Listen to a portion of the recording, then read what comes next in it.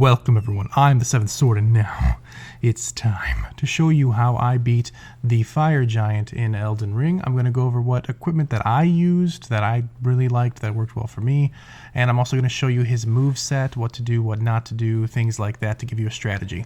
So my equipment real quick is I have a Sword of Night and Flame +7, regular old kite shield, Blide's entire armor set, talismans to increase my intelligence, faith, fire defense, as well as sorcery potency. I've got 8 crimson flasks and 5 cerulean tears.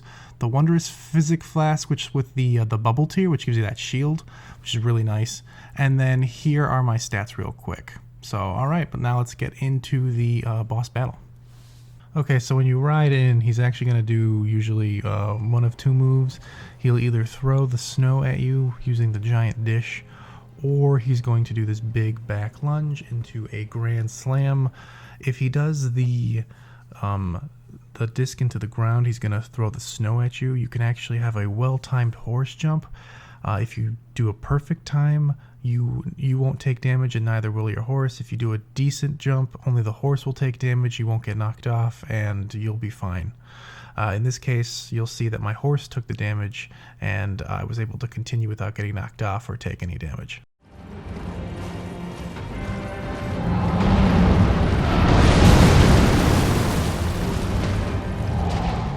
So then if you actually aim for his left leg, but it's going to be on your right side, this is where the Sword of Night and Flame comes in handy, because it actually can do a lot of really good damage here, and you can actually break the bonds on his leg very quickly in basically one attack if you time it right.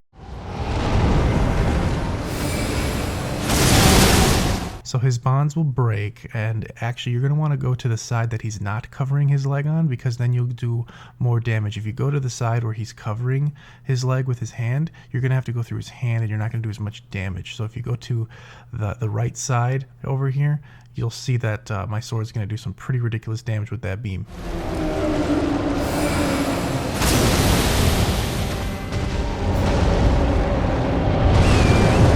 So once you do that, he's going to roll away just like you see on screen, and you're going to want to call your horse immediately and just chase him. You're going to want to chase him as fast as possible.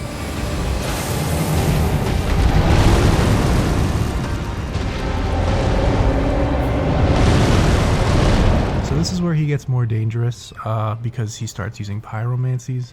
It gets really annoying. He throws out a whole bunch of different variety of pyromancies. We're going to go over what he does in just a moment. You'll see it, and the best way to deal with it. So what you just saw there is he just shoots like a fire beam at you. If you just dash with your horse to the right as fast as possible when he starts to aim it at you, you should be able to dodge that one every single time.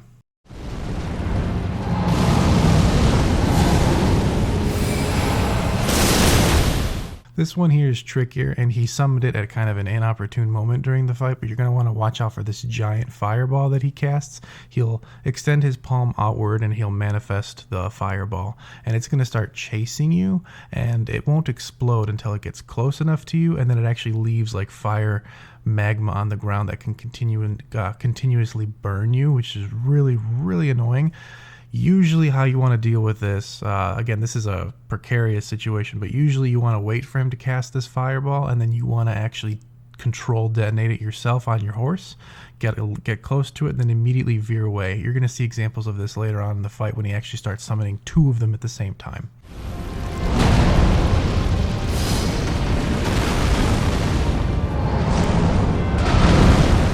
He does a lot of physical attacks with his plate. Your shield, at my level right now, it can block basically 1, so that's kind of tricky.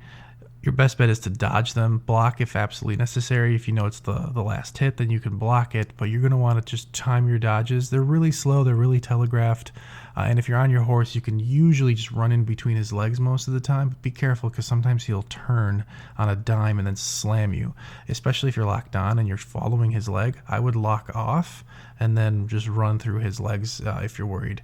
You should be able to make it in time as long as you're not like obscenely far away from him.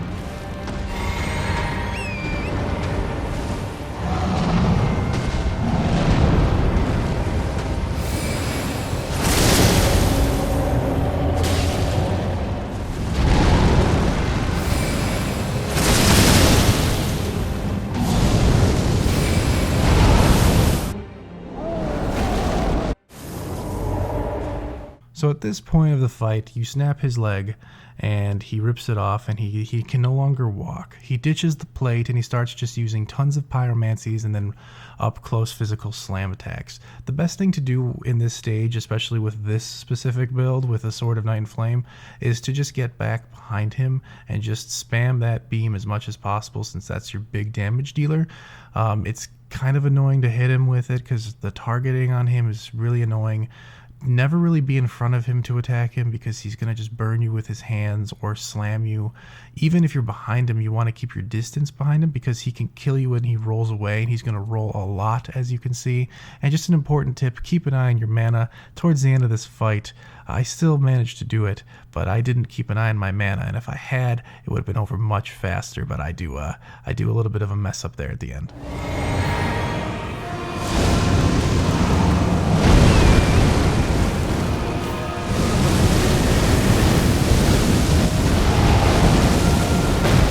He does a firestorm attack initially when he enters the stage, so if you just do what I did and you just kind of keep your distance and wait for it to be over, they're very telegraphed. You'll see the fire forming on the ground.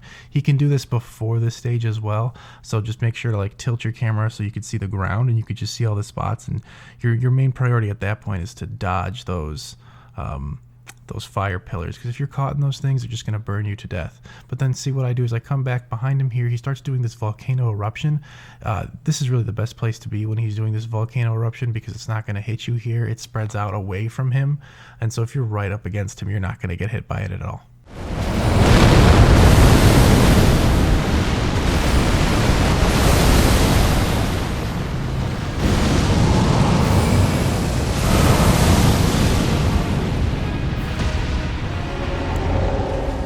So I noticed he summoned 2 of those stupid fireballs. So I immediately withdraw because I know these are going to be a pain. He already starts rolling away anyway, so I can't attack him anymore. But I've done some pretty decent damage because that's a very long animation he's got with that volcano. Gives you a ton of time to really get a couple beams in. But now I got these 2 fireballs to deal with, and I'm going to show you exactly how to do it with your horse.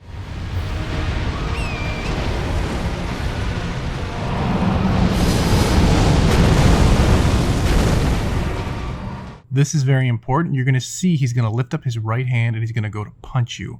This is when you actually want to veer off to the right immediately. You either want to go around his hand or you're going to want to go through underneath on the right side. Otherwise, he's going to slam you and probably take you out in one hit. The safest place to go is probably around the hand, but in a dire situation, you should be able to make it through if you go underneath his arm. Sometimes he'll roll in the direction that you're going in, or he'll do a slam and he'll kill you. So just be wary if he starts telegraphing that kind of movement.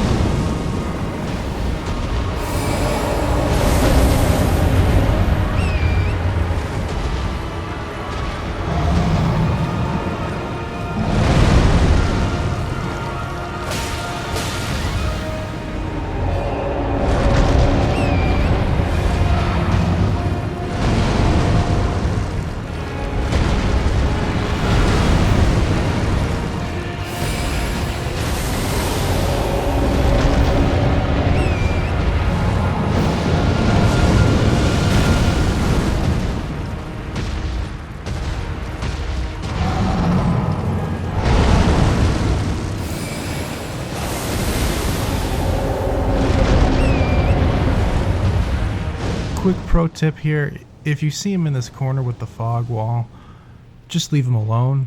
This is where you want to keep a little bit of distance from him. Don't be over there, because that fog wall, if you're behind him trying to hit him, and he actually has an attack where he shoots flames out of his stomach, and they basically envelop the whole area around him. And if you're behind him in that fog, you have nowhere to go, you're gonna die.